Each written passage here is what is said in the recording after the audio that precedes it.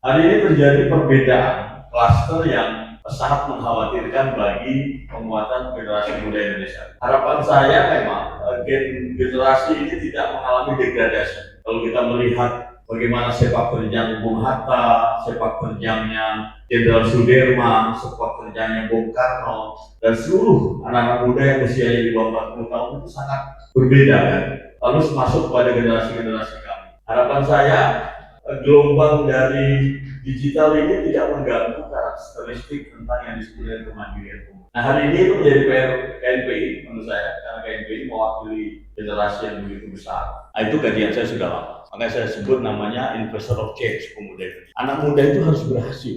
Anak muda Indonesia ini kemandirian ekonominya harus berhasil. Selalu saya bilang anak muda itu harus memiliki positif karakter. Yang kemudian bagaimana anak muda itu terjaga pada konsistensi sebagai karakter yang strong gitu. Kemudian anak-anak muda kalau mau bertahan karakternya, saya selalu katakan solutif dan resolutif. Kemudian transformasi digital. Saya singkat terakhir, harapan saya teman-teman menguatkan sisi leadership yang hari ini di KNPI belajar ini, kedewasaan profesional. Dan saya selalu menyinggung bahwa anak-anak muda itu identitasnya sebenarnya bisnis. Bisnis itu identitas anak muda. Anak muda itu identitasnya adalah dia harus menjadi seorang pembisnis. Karena dari segi kekuatan, mental, karakter, keluasan waktu, disitulah dia bisa mengembangkan diri, dan dengan berbisnislah anak-anak muda itu melakukan percepatan kemandirian yang tercepat. Karena kalau kalian menjadi pembisnis, teman-teman lebih leluasa melakukan gerakan kemandirian ekonomi lebih cepat. Ini adalah closing statement saya,